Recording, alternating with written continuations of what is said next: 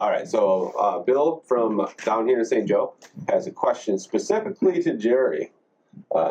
He might already know the answer. Yeah. So he might make sure to keep Jerry honest. So the question is, where do we go and after the bite or whatever? You know, the main thing is we don't have structure down here, like you said, but we have temperature. And that's when I'm paying attention real close to what's going on with temperature. Because sometimes it could just be a half a degree or two, and that can make a big difference on where you're at. And so when things slow down, obviously the old tale is, west is best, but definitely I'm looking at temperature at that point, so. But you're talking about downtown. Downtown, yeah, I'm looking at my downtown, yeah, at that point. I mean, depending on time of year. I mean, this time of year, not so much, but I assume you're meaning more midsummer.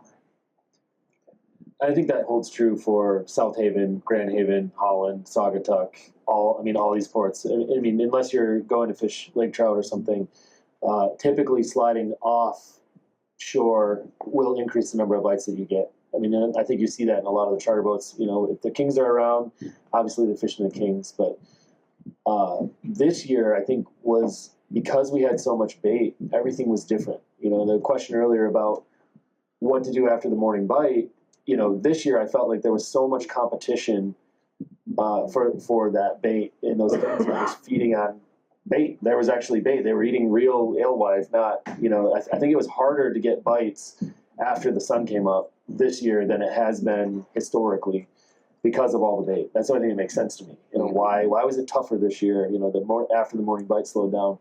But I think down here in the southern basin where you don't have a lot of structure and it's just a big sand bowl, sliding offshore is typically going to be the most productive thing after that first bit, I think. And I think, like Jerry said, the temperature thing, paying attention to where you're getting bit and what the temperature is at your probe when you are getting bit, the depth of your probe as well. Like I run a fourth downrigger with my probe on it, so I never have to move it.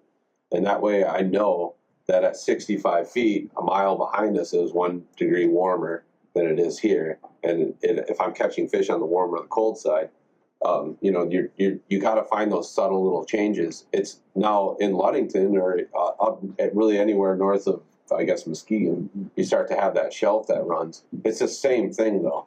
The temperature is running along the drop off, so it's more apparent to where it is. We don't tend to get dirty water. We don't tend to get that green water that you get down here, but that temperature usually follows that drop off. But it's the same idea. If you need colder, you go offshore. But then again, you have to pay attention to your wind.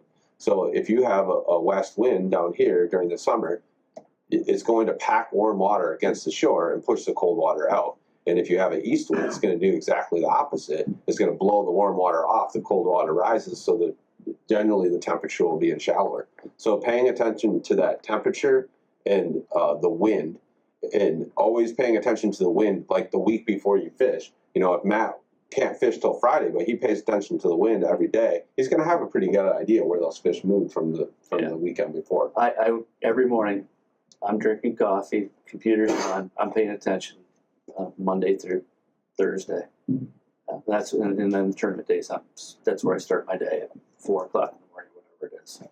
And Bill, I'll give you one other tip. And I would say Grand Haven South, and it could hold true even on the northern ports. You get into July and August, you're looking for that big king bite. You put that bait right down on the bottom, and after 8 o'clock, 9 o'clock, and at some point it's going to go. Now you might pick up a few lake trout doing that too, but those big kings, especially into August, and that sun's up there, it's hot.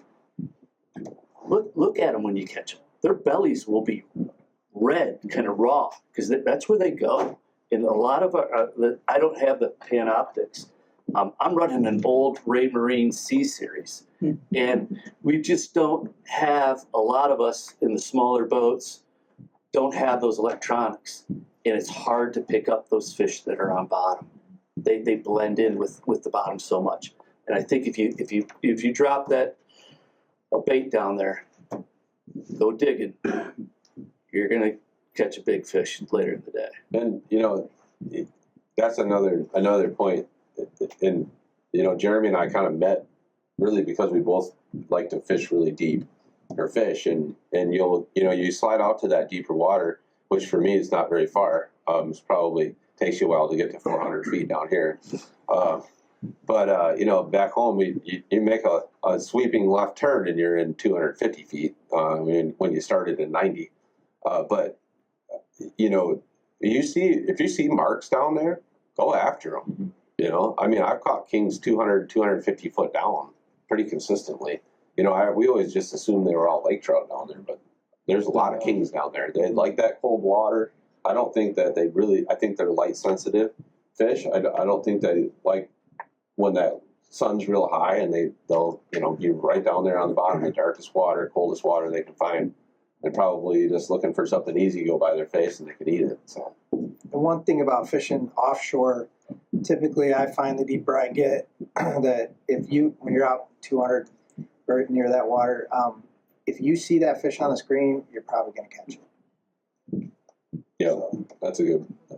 You'll see it. They'll just come up. If you got a bait at 180 down and you market fish at 200, you're going to catch that fish. Customers are like, well, there's a fish. I said, hold on a minute.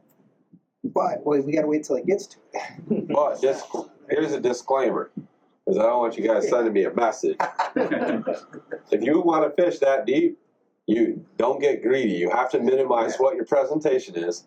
If you put a downrigger down 250 feet with a 10-pound cannonball and you get a tangle, it's not on me. All right? You will get a tangle. Like we're using 20 to 25-pound cannonballs to fish down there.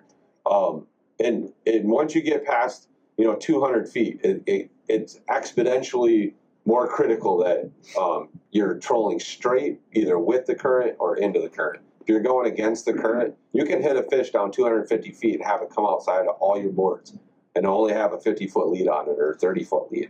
I mean, you have no idea where that fish is going to come up. And the other thing is, especially on a downrigger, if you get a bite down there, you get pressure on the fish. You get a lot of pressure on the fish, more than you normally would have, because you got to get all that slack line out. You have a ton of slack line in the water. You normally have a big rotator or something that is what got the bite. You got to keep pressure on the fish. You got to get tight on the fish right away.